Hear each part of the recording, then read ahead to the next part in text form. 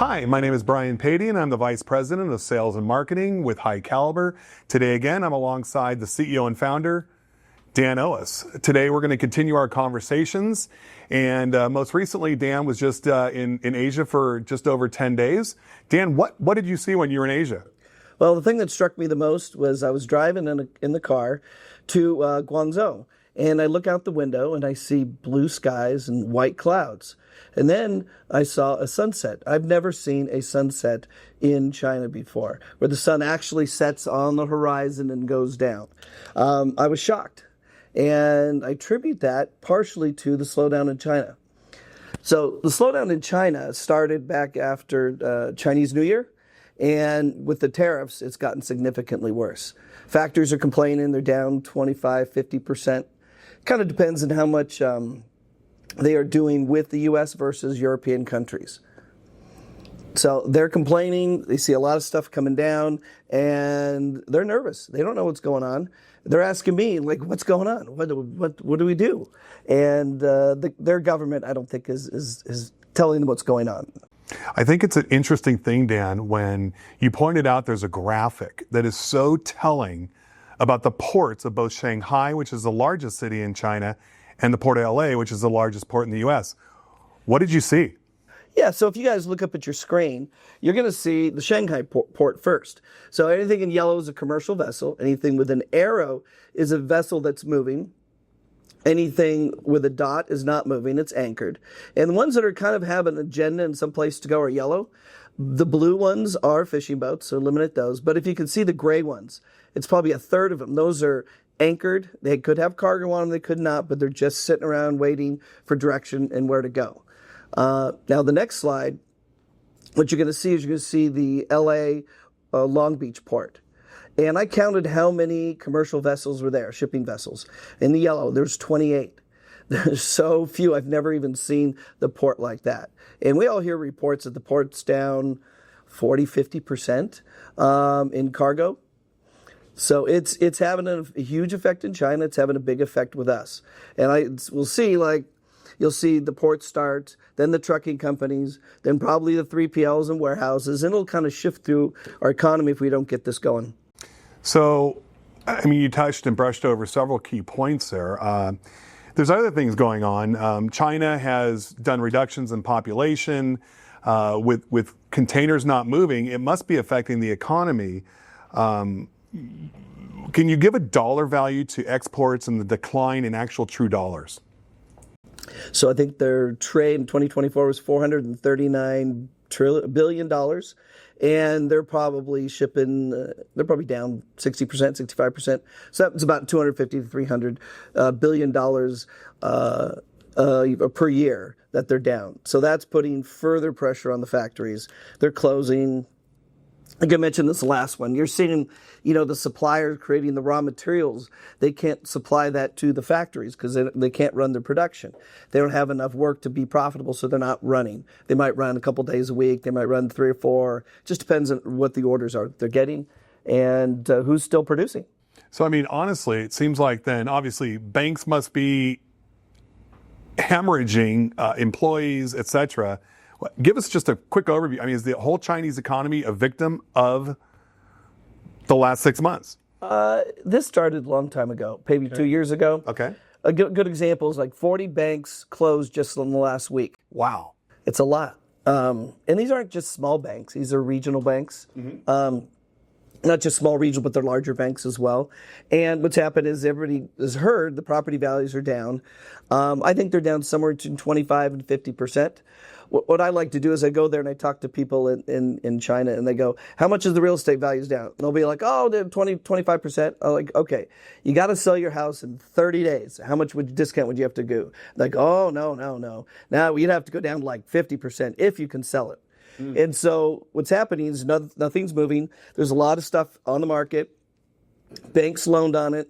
The people are upside down. They stop making their payments. So now the banks get all this property back and they can't sell it. And so now they're having all the financial problems with that. A little bit like maybe our subprime that we had in 2008, 2009. Which we remember. Yes. Not a good time. And so what's happened is now that the banks have issues, they produce all these kids, they go through school and they go through college. And what happens is they can't get jobs. I think the unemployment for the young people is something like 20%.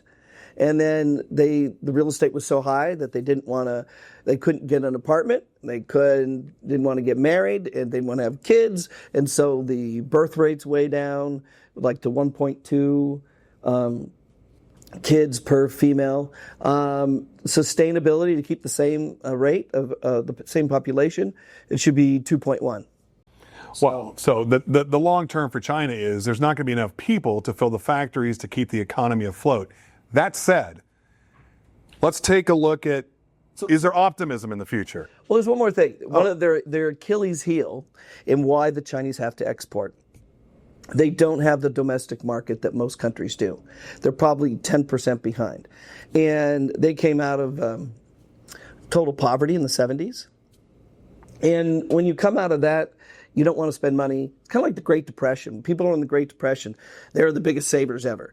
And so that's what's happened with the Chinese. They just don't spend. And with a very few kids being born, there's not enough people to work, and there's not enough jobs for people, and they can't support the elderly people. Well, so let's transition, Dan, and what on earth could China do possibly to help their situation? What do you think could happen between the U.S. and China that might ease some of the pressure, financially, economically, and so forth? Well, this weekend you have the U.S. meeting with the Chinese. I think the good news with all of the bad stuff that's going on in China is they really need a deal. They need a deal more than we do. So I think that's going to push them to the table. And I think our government wants a deal as well, because eventually it's going to hurt our economy if it's not already hurting. Well, I think our economy is feeling a lot of discomfort, let's just say. Is there a way that you see where owners of U.S. companies, is there any way to ease the tariff pressure? Is there a way to postpone payments? Is there anything like that could help delay payment? So you look at the port, all the boats are waiting there. A lot of them are full. People live containers and containers in China ready to ship. I think the second we get a pause or we get some good benefit, those container ships are going to fill and sail quickly to the U.S. Other people have put stuff in bonded warehouses. They put them in bonded warehouses in the U.S., Mexico, and over in Canada. So tariff gets a pause on Monday. You're going to start seeing that stuff flow in, and we're going to start seeing the supply again. So that's good. Real quickly, how does a bonded warehouse work? I'm an owner. I have a bonded warehouse where my container is. Can I pull out stuff one at a time, literally, and then pay the tariff, or do you pay the tariff? As you pull it out of the bonded warehouse, you pay the tariff. All right, so that's kind of cool. I mean, at least it's a way it's a workaround. U.S. economy.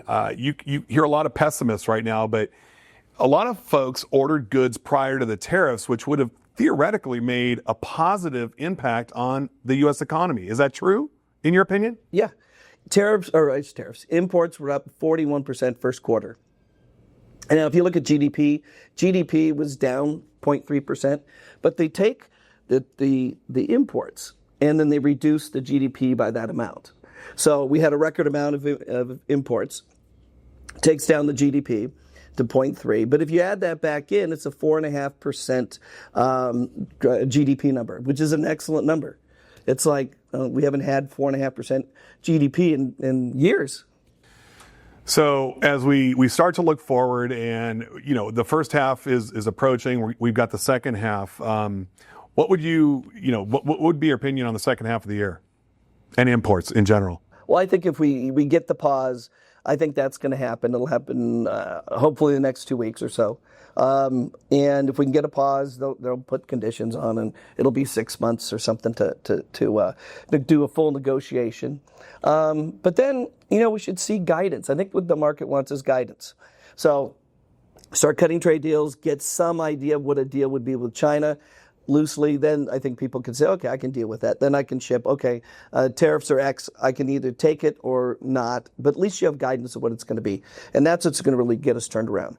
So I'm thinking, from what I hear and read and everything, I think maybe the second half of the year should be good.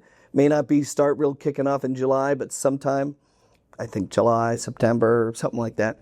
So you use the word guidance. I know in Wall Street, they like certainty. Would guidance and certainty be synonyms? Would you say that there would be certainty towards the end of the year in the way the world is working right now? Oh yeah, that's what's going to take. Get some certainty, some guidance. People will settle down. Markets will settle down. And we're off to the races. I think we could have the second half could be really good.